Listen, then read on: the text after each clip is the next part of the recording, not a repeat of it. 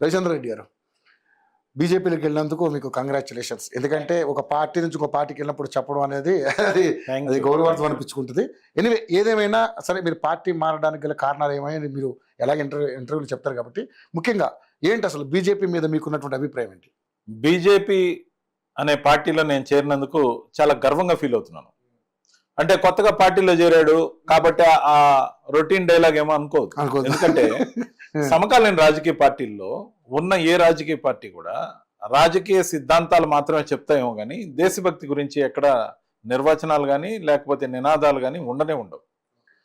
నేను ఈ పార్టీలో చేరినప్పటి నుంచి గమనిస్తున్నది ఏంటంటే, భరతమాత ఫోటోకి దండ వేయందే, పార్టీ ఫౌండర్కి వాళ్ళకి సంబంధించి దండ వేయందే, వందే మాత్రంతో మొదలయ్యే కార్యక్రమము జనగణమనతో ముగుస్తుంది.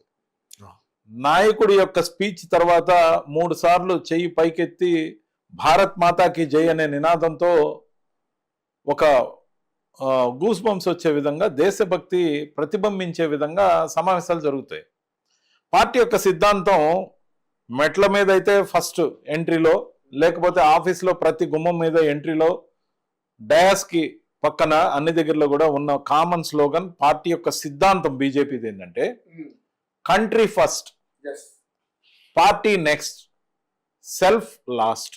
అంటే నీ స్వార్థం, నీ అభివృద్ధి పార్టీలో, నీకు రావాలనుకునే పదవులు, వాటి కోసం ప్రయత్నం, నువ్వు చేయాలనుకున్న సేవ, ఇవన్నీ కూడా థర్డ్ ప్లేస్లో. First country. ఏ రాష్ట్రంలోనే ఇదే నినాదం ఉంది బీజేపీకి. అంటే ఏ రాష్ట్రానికి ఆ రాష్ట్రానికి కొత్త నినాదం ఏం పెట్టలేదు. సో దేశం యొక్క గొప్పదనం కోసం రాష్ట్రాలన్నీ సమిష్టిగా, అన్ని నాయకత్వాలు, రాష్ట్రానికి సంబంధించిన ప్రతి కార్యకర్త కూడా మొట్టమొదటి దేశం కోసం, ధర్మం కోసం అన్న నినాదం ఏదైతే ఉందో అది నిజంగా ఆచరణలో ఇంత బాగా జరుగుతుందని నేను గమనించడం జరిగింది. బయట వేరే పార్టీల్లో ఉన్నప్పుడు దేశం కోసం, ధర్మం కోసం అని బీజేపీ చెప్తుంటే చాలా మంది ఎద్దేవా చేసేవాళ్ళు. కానీ ఎద్దేవా చేయడం కాదు, ఒకసారి నిజంగా వచ్చి పార్టీ ఏ విధంగా ఫంక్షన్ అవుతుంది. అందుకనే ఈరోజు బీజేపీ ఈ దేశంలో కూటమి పార్టీలతో కలిపి 22 రాష్ట్రాల్లో అధికారంలో ఉంది. ఈ దేశంలో ఉన్న రాష్ట్రాలు ఎన్ని? లడక్ అనే కేంద్ర పాలితం తీసేస్తే 28 రాష్ట్రాలే ఉన్నాయి. మరి 28 రాష్ట్రాల్లో ఈ భావజాలం ఎంత బలంగా ఉందనే దానికి సజీవ సాక్ష్యం 22 రాష్ట్రాల్లో అధికారంలో ఉండడం. దాంట్లో నేరుగా బీజేపీ 16 రాష్ట్రాల్లో అధికారంలో ఉంది. మోడీ గారు ఏమంటారు? సబ్కే సాత్ సబ్కా వికాస్. మిగతా పార్టీలు ఏమంటాయి? నా మైనారిటీలు, నా ఎస్సీలు, నా బీసీలు, ఈ విధంగా వర్గీకరణ చేసి హిందువుల్ని విభజించి, మైనారిటీలని బుజ్జగించి, ఇంకో కొన్ని వర్గాలను కలుపుకొని, అంటే హిందువుల దగ్గరికి వచ్చేటప్పుడు క్యాస్ట్ కావాలి, మిగతా వాళ్ళందరికీ ఆ మతాలు కావాలి.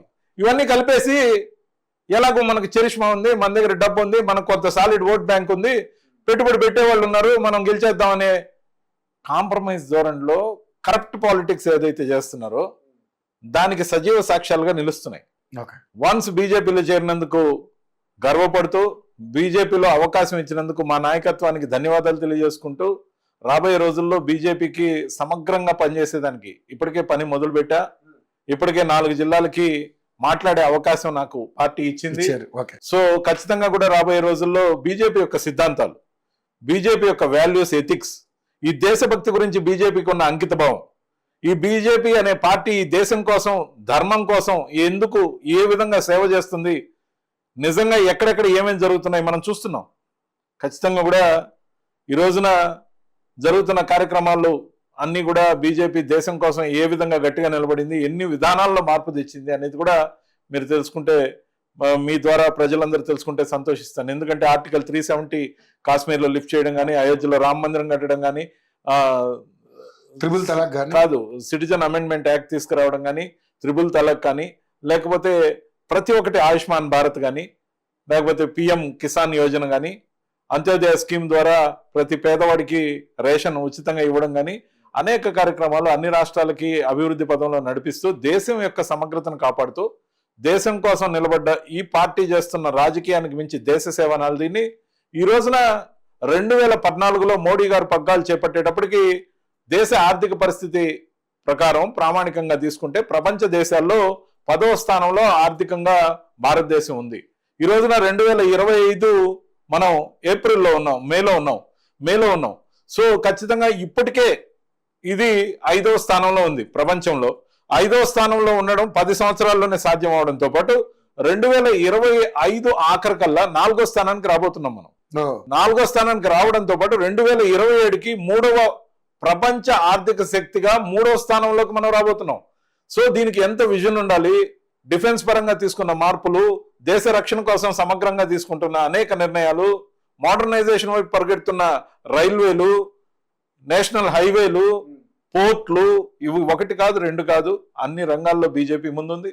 ఖచ్చితంగా కూడా బీజేపీకి సభ్యుడినైనందుకు ఖచ్చితంగా కూడా రాబోయే రోజుల్లో ఇచ్చే ఏ బాధ్యత అయినా తీసుకుని ఖచ్చితంగా గొప్పగా బీజేపీ సిద్ధాంతాలను ప్రచారం చేయాలని కోరుకుంటున్నాను.